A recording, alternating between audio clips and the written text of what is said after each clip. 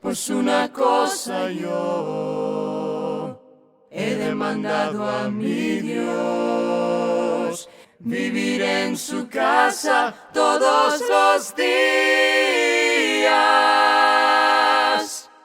de mi existencia. Buenas noches a todos, bienvenidos a Consejería Bíblica con el pastor Carlos Ortiz. Estamos animados de aprender ejemplos bíblicos y ver enseñanza bíblica de cómo aconsejar a la gente, pues estar aprendiendo cada día más. Y pues no es solamente para pastores, si alguien en tu iglesia, pastor, que está conectado aquí en vivo, si gusta invitar a alguien o líderes o personas en la iglesia a conectar, se puede hacerlo, porque al final de cuentas todos somos consejeros en alguna manera, porque debemos como padres aconsejar a nuestros hijos, Amén. debemos de edificar unos a otros, estar aconsejando a otras personas en la iglesia. Estamos animados de aprender cómo aconsejar bíblicamente. Adelante, Pastor Carlos. Muy bien. Estamos ya en la lección número 11, donde estamos teniendo un tiempo para hablar de la consejería. Ya estuvimos hablando de diferentes temas que rondan este asunto. Ya desde hace un par de semanas hemos estado hablando del proceso en sí mismo, de cómo es que uno tiene que llevar adelante esta interacción y cuáles son las metas o aquellas cosas que uno también tiene que evitar para que pues uno sea verdaderamente efectivo.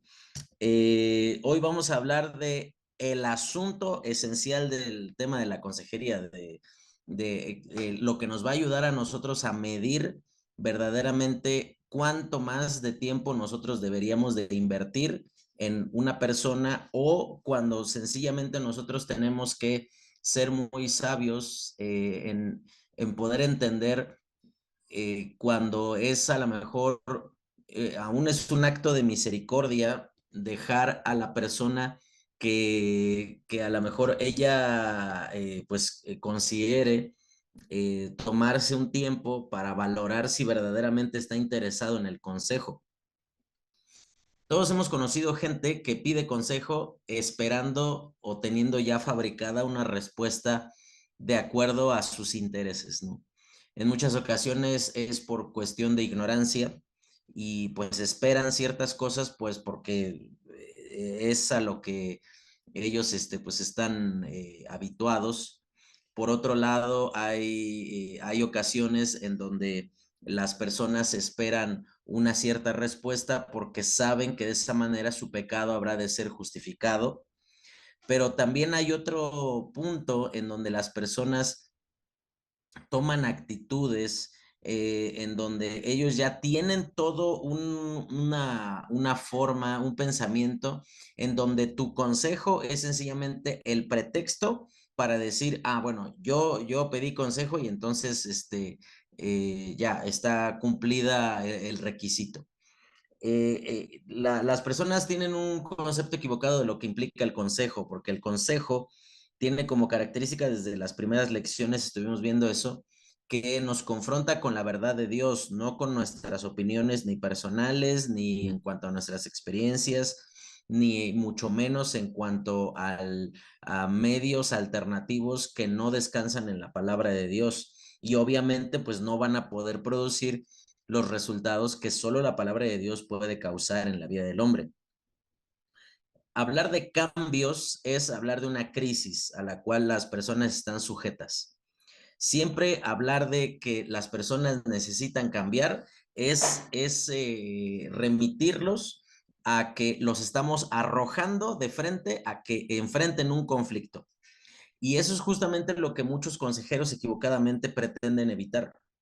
Ellos quieren que el proceso de aconsejamiento sea tan amable, tan grato, tan hermoso, algo que la persona disfrute de tal manera que no sea incomodada de ningún modo. Con esto no estoy diciendo que el proceso de consejería tiene que ser ofensivo o tiene que ser de una forma denigrante hacia quien escucha el consejo, de ninguna manera. Pero sí cuando nosotros aconsejamos, de nada sirve que nosotros presentemos la postura de la palabra de Dios si no motivamos al cambio, a que las personas tomen una determinación en su vida de lo que Dios espera de ellos. Abre tu Biblia en el libro de Gálatas capítulo 4 y ahí vamos a ver a un apóstol Pablo que estaba frustrado por la condición de la de la necedad de los Gálatas.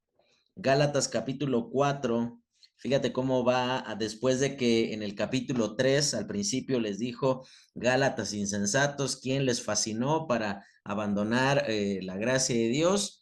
Y después de hacer todo, explicar el segundo gran propósito de la ley, que el primero se presentó en Romanos, de decir que la ley nos muestra nuestro pecado, ahora en Gálatas nos muestra que la ley nos conduce a Cristo. Y es en ese contexto en el que se va a decir esto, versículo 8 en adelante. Dice: ciertamente en otro tiempo, no conociendo a Dios, servíais a los que por naturaleza no son dioses. Mas ahora, es decir, ahí ya hay un cambio de tiempo y de condiciones, de circunstancias, de evidencias que deben de existir en la vida de cualquier persona. Dice: mas ahora, conociendo a Dios, o más bien siendo conocidos por Dios, y ese es un cambio interesante que ahorita vamos a comentar. Dice: ¿cómo es que os volvéis de nuevo a los débiles y pobres rudimentos a los cuales os queréis volver a esclavizar? Aquí Pablo comienza hablando a los Gálatas y él sigue manteniendo su tono enérgico, firme hacia ellos por causa de la conducta tan impropia o la forma tan inadecuada en la cual ellos se han estado comportando. Ellos habían estado abrazando nuevamente la idea de que manteniendo las prácticas del judaísmo, manteniendo la idea de que está bien creer en Cristo, pero aparte hay que cumplir con la ley, iba a ser suficiente para ellos para que pudiesen andar de acuerdo a la voluntad de Dios. Aquí Pablo, y esa es la primera cosa que tú tienes que dejarle bien en claro a la persona que tú vas a aconsejar. Vamos a hablar, vamos a tomar el tiempo necesario, te voy a escuchar, pero la cuota requerida de tu parte es que estés dispuesto a cambiar aquello que deba de ser cambiado. No hay consejería efectiva, no hay proceso de discipulado en donde nosotros no confrontemos a la persona con la necesidad de que su vida tiene que cambiar. Y no que ellos conviertan su vida en como nosotros somos. Nosotros no somos el punto de comparación ni somos la referencia de nadie. Nosotros sencillamente somos intermediarios de la obra de Dios que está diciendo aquí en el versículo 9. Mas ahora, conociendo a Dios, y parecería que como que aquí Pablo está escribiendo a las apuradas, porque él inmediatamente corrige, dice: o más bien siendo conocidos por Dios. Aquí presenta dos cuestiones importantes. Por un lado, habla de la responsabilidad humana de lo que implica conocer a Dios. Conocer a Dios necesariamente abre nuestro panorama, nuestra responsabilidad y nos conduce a poder cumplir con aquello que Dios espera de cada uno de nosotros. Pero por otro lado, en cuanto a la parte divina, donde él habla y dice, siendo conocidos por Dios, el sentido de conocido, aquí que habla en el libro de Gálatas, transmite la idea de que nosotros formamos parte del plan eterno de Dios, en donde Él nos eligió, Él nos predestinó, Él nos redimió, Él nos ha ido santificando. De tal manera que el hecho de que nosotros hoy día estemos formando parte del cuerpo de Cristo no es otra cosa más que el cumplimiento de la voluntad de Dios, donde Él ha dicho que Él habrá de edificar su iglesia. Cuando Pablo dice, conociendo a Dios, habla de lo que se supondría que los Gálatas, de lo cual los Gálatas eran responsables. Pero cuando dice, más bien siendo conocidos por Dios, habla de el alto privilegio que nosotros tenemos de formar parte de ese plan eterno de Dios. Eso específicamente, hermano, es lo que tú tienes que llevar a las personas a que valoren y abracen permanentemente en su andar con el Señor. Ellos tienen que entender, por un lado, para que entiendan por qué tienen que cambiar, antes de romantizar lo difícil que puede ser, antes de ponernos en el papel de que es muy difícil, es que tú no me entiendes, es que tú no sabes todo lo que yo he pasado. Sí, yo no sé todo lo que has pasado y tampoco es el asunto trascendental aquí. El asunto importante es que cuando nosotros por un lado entendemos que haber conocido a Dios, ser expuestos a su gracia y a su misericordia, nos hace responsables de vivir a la altura de lo que es Él. Pero por otro lado, el hecho de ser conocidos por Dios, es decir, que nosotros formamos parte del plan de Dios, tú tienes que conducir la primerititita cosa que tienes que causar en la persona es entender que si está, por ejemplo, batallando con algún pecado, está batallando con su llamado ante el Señor, está dejando de cumplir con alguna responsabilidad que Dios ha dejado sobre su vida, en realidad lo que está pasando es que Él está dejando de ser de utilidad o de ser obediente a aquello para lo cual propiamente Dios lo diseñó. Esto es como cuando, por ejemplo, nosotros tomamos una determinación o una actitud de pensar que hay ciertas cosas en donde es permisible tomar esos larguísimos procesos en donde decimos, bueno, pero es que entendamos que no con todos es igual, no con todos es de la misma manera. Y por esa razón, fíjate lo que va a decir más adelante, versículo 10: guardáis los días, los meses y los tiempos y los años, me temo de vosotros que haya trabajado en vano con vosotros. Aquí fíjate lo que Pablo les está diciendo. Él está actuando o hablando en sentido inverso de lo que debería de estar sucediendo con ellos. Él está diciendo, mira, ustedes se niegan a cambiar cuando en realidad ustedes ya cambiaron y se enfrentaron a una situación difícil, pero como eso les resultaba más conveniente, como hablando específicamente del tema de los Gálatas, como eso les hacía sentir a ustedes más valorados, más apreciados, más dignos, más reconocidos, entonces no tuvieron problema con guardar los días, los meses, los años, las fiestas, con otra vez mutilar su carne, con diferentes cosas que de ninguna forma llevan a la santidad. Lo que Pablo les estaba diciendo a través de este versículo, él estaba diciendo, cuando les dice, me temo que haya trabajado en vano con ustedes, él los está llevando a entender la realidad de que la gracia de Dios, nosotros somos un recipiente de ella, pero tiene que haber una evidencia de que esa gracia está siendo efectivamente aprovechada o utilizada. Y eso es lo que las personas cuando vienen y piden consejería, ellos no llegan pensando en lo que ya recibieron. Ellos llegan pensando en lo que les hace falta recibir. No, yo necesito más comprensión, necesito más apoyo, necesito consuelo y no tengo, no tengo, no tengo, no tengo. Y es una lista interminable de cosas que ellos piensan que les hace falta. Lo primero que tú como consejero para esperar el cambio tienes que lograr es conducir a la persona a que entienda lo que ya tiene. Él ya recibió la gracia de Dios en su vida, ya ha sido salvo y a partir de allí, ese es el punto de arranque donde la persona tiene que entender que todo lo demás es poca cosa con respecto a lo que era imposible de solucionar para nosotros y Cristo lo solucionó por medio de su obra en la cruz del Calvario. Por eso es que continúa diciendo versículo 12, os ruego hermanos que os hagáis como yo, porque yo también me hice como vosotros, ningún agravio me habéis hecho.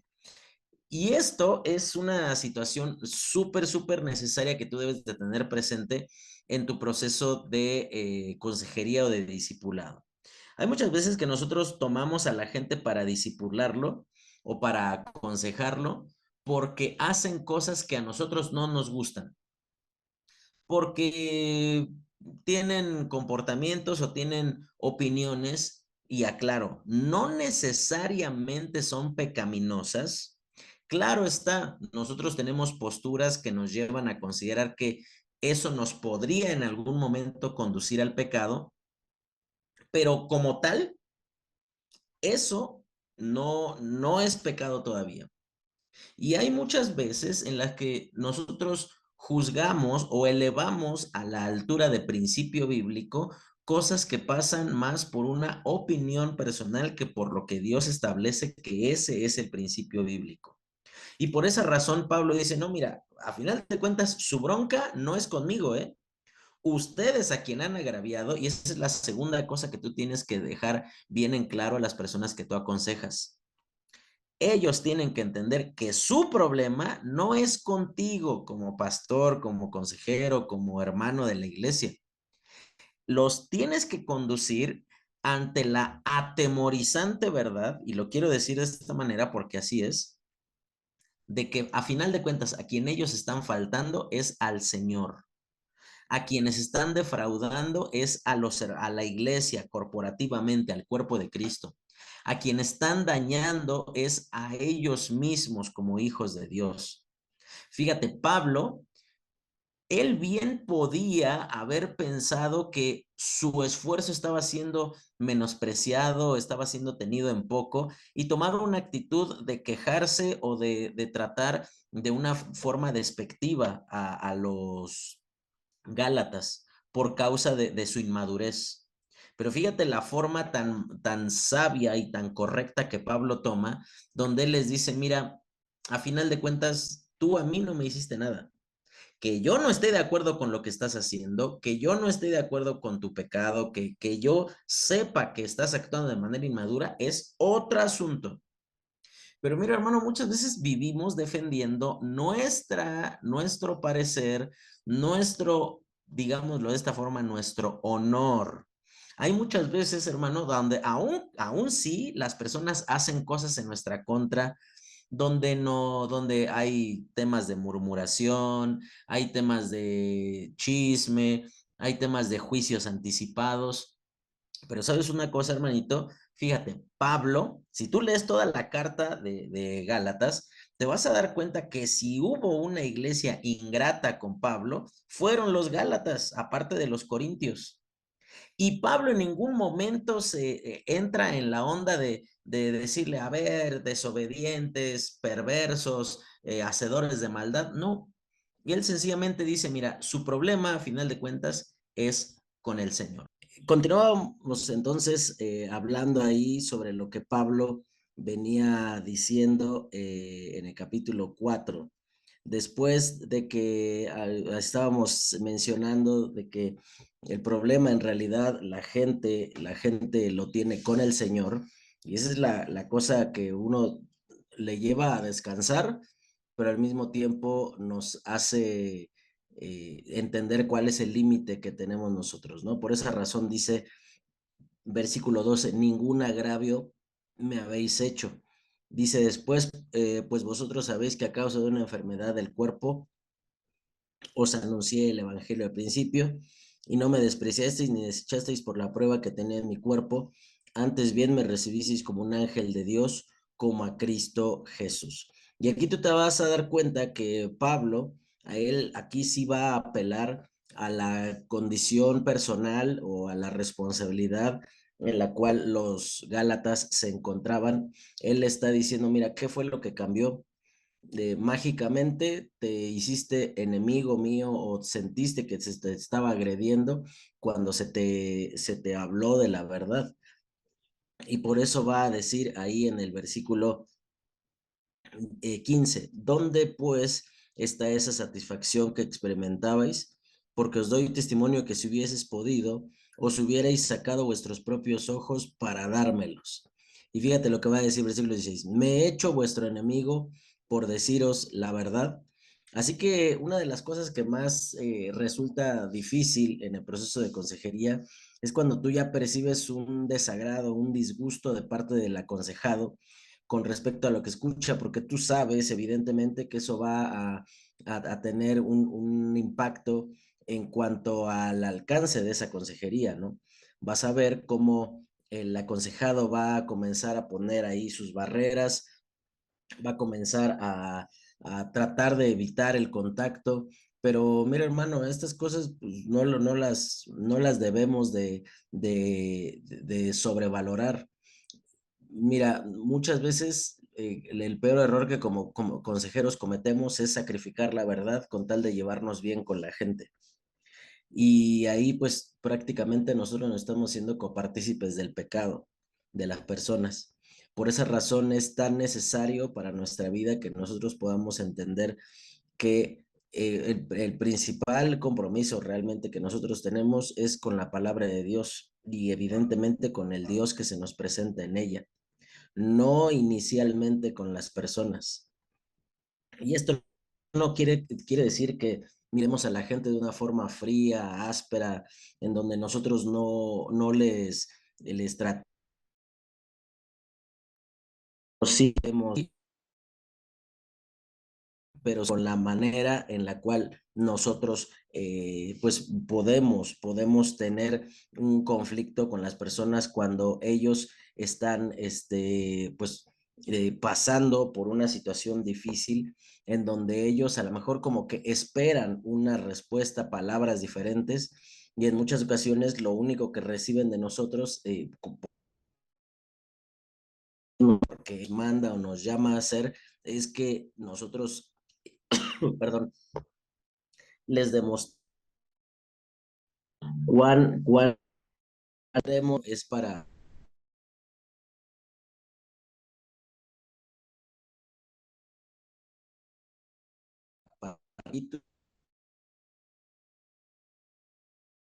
que entre el amigo, por deciros la verdad, aquí lo que Pablo está así, mira, a final de cuentas, nosotros no vamos a por caerles bien.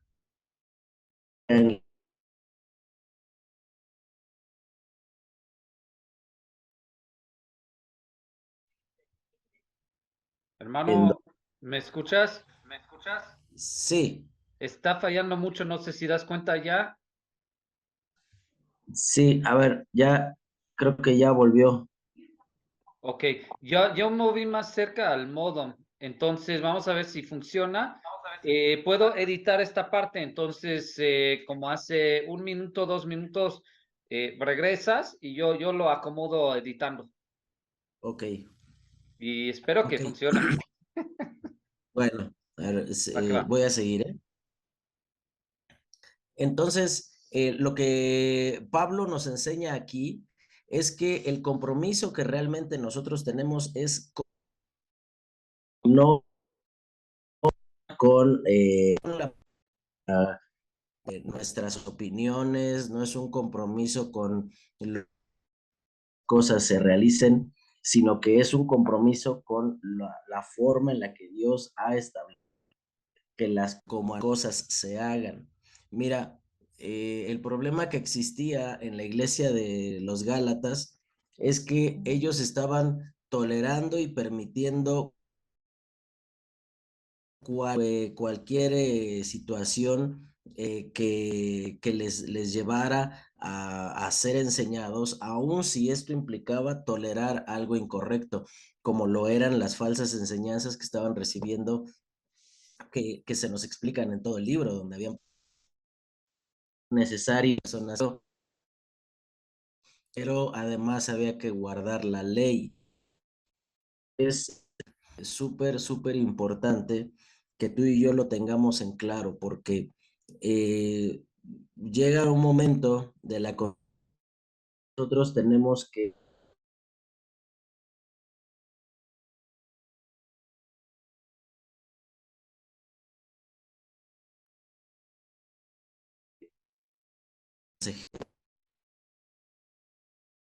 haciendo o diciendo, pero que pensar es que muchas veces la verdad va a lastimar.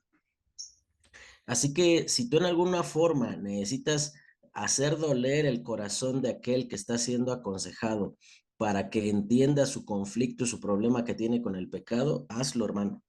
La palabra de Dios no nos llama a, sí, de ninguna manera a violentar o a faltar al respeto a las personas que buscan consejo, pero tampoco nos llama a estar permanentemente apapachando y haciendo sentir a las personas como que, bueno, pues sí, es que es una vida muy difícil la que te tocó y les liberamos de su responsabilidad. Aquí Pablo, versículo 15, les dice, ¿dónde está la satisfacción que ustedes experimentaban? Él los remite a su propia experiencia y a su propio testimonio. Ellos habían dado muestras de que la palabra de Dios les podía transformar, de que ellos podían cambiar, pero aún así ellos decidieron tomar la actitud de decir, bueno, no, o sea, esto no nos agrada, no nos resulta tan favorable, y entonces se abrieron a cualquier tipo de enseñanzas y terminaron, pues ya bien vemos el resultado, ¿no? Terminaron consintiendo errores gravísimos en cuanto a la doctrina, en cuanto a la práctica. Y por esa razón, dice Pablo en el versículo 16, dice, a ver, yo me hice tu enemigo por decirte la verdad. Y, y eso es la forma en la que tú tienes que confrontar a la gente. O sea, el aspecto de esperar el cambio tiene que ver con que tú tienes que confrontarlo con el asunto de que si él tiene un malestar, una irritación, algo no le agrada del proceso de consejería, pues muy probablemente, aclaro evidentemente, si tú has actuado de buena manera y has hecho lo que debías, la palabra de Dios nos lleva a entender de una forma muy específica y muy puntual cómo el problema de los Gálatas estaba en que ellos habían sacrificado su paz con tal de hacer sentir bienvenidos a aquellos que los estaban alejando de la sana doctrina. Y fíjate cómo es en nuestros días también. Las personas van a escuchar, siempre va a haber un pastor o pastora, bueno, no existe tal cosa, pero siempre van a haber esas cosas que les van a hacer escuchar lo que quieren, les van a decir y lo que ellos quieren recibir, y no necesariamente que estén actuando de conformidad con lo que la palabra de Dios enseña.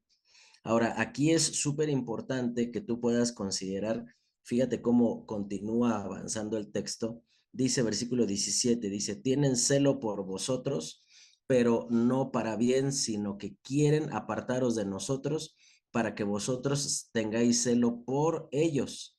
Bueno es mostrar celo en lo bueno siempre y no solamente cuando estoy presentes con vosotros. Aquí nuevamente Pablo vuelve a demostrar la condición real en la cual los Gálatas se encontraban. Ellos estaban permitiendo que otras personas se enseñorearan de su vida, digamos que con tal de quedar bien, estaban tolerando o aceptando situaciones completamente inadecuadas por la molestia y por la incomodidad que resultaría en decirle, mira, no, eso que tú nos estás enseñando, no. Y fíjate, y esto es muy particular de nosotros, de cultura latinoamericana, es que nosotros rehuimos al conflicto. Nosotros buscamos llevarnos bien con todos, aunque tengamos que darle por su lado a la gente, o aunque tengamos que sí, decirle que sí de frente, y ya cuando está de espalda decirle, no, no es cierto, eso que dice está loco. Y aquí tú te das cuenta que Pablo, esperar el cambio está sustentado en un comportamiento pues que está comprometido con Dios y con su palabra. Aquí Pablo estaba actuando de conformidad con lo que él les había enseñado. Él les dice, mira, es bueno que ustedes tengan celo. Aquí de ninguna manera Pablo le dice que no los reciban. El asunto es que ellos sabían que lo que les estaban enseñando a estas personas pues era completamente incorrecto. Ahora termina, y con esto vamos a concluir, versículo 19 dice, hijitos míos, por quienes vuelvo a sufrir dolores de parto hasta que Cristo sea formado en vosotros. Quisiera estar con vosotros ahora mismo y cambiar de tono, pues estoy perplejo en cuanto a vosotros.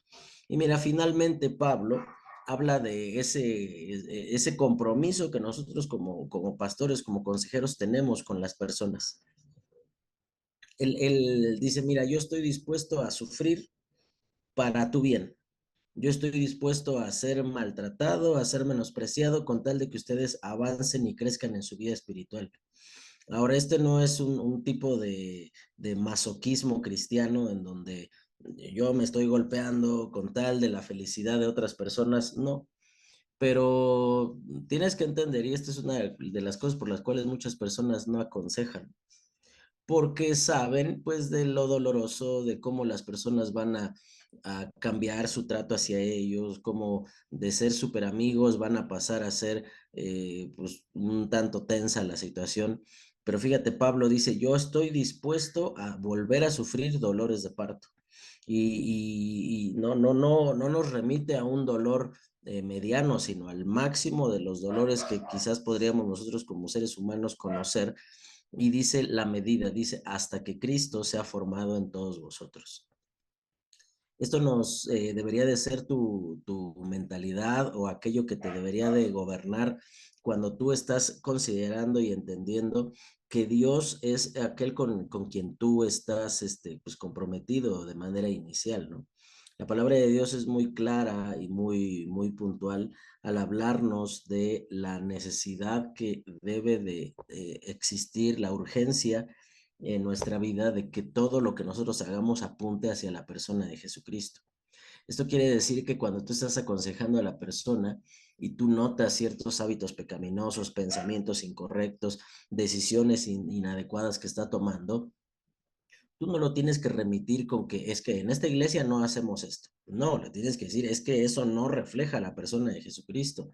No interesa, discúlpame lo que voy a decir, no interesa tus preferencias, tus opiniones, tus gustos y tus disgustos. Sí, interesa que la persona de Jesucristo sea revelada cada vez más fiel y abundantemente en la vida de aquel que está siendo discipulado. El problema muchas veces está que nosotros consideramos que una persona está andando bien espiritualmente cuando hace lo que nosotros haríamos. Y en realidad, sí, espero que tus decisiones estén fundamentadas en lo que la palabra de Dios enseña, pero en muchas ocasiones tienen que ver más con posturas denominacionales, tienen que ver con cuestiones que resultan de tus experiencias y no necesariamente de un principio que la palabra de Dios establece que debe de ser así para ser honrado y para ser obedecido. Y aquí entramos en una situación pues un tanto eh,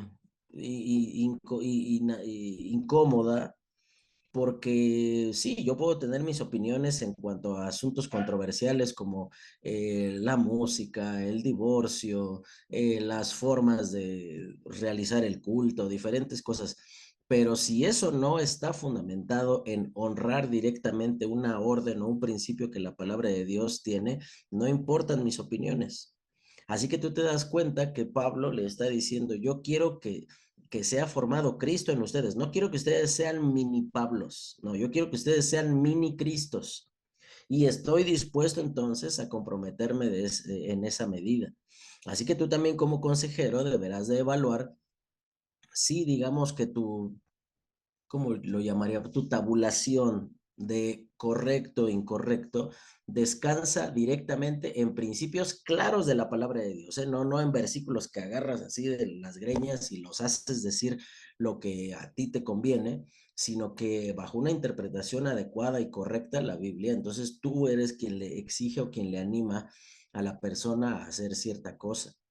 El problema cuando esto no se soluciona es que las personas las adherimos más a un perfil denominacional, más a un perfil ministerial como nosotros haríamos las cosas y no al perfil al que la palabra de Dios nos llama a adherirnos, que es ser como Cristo.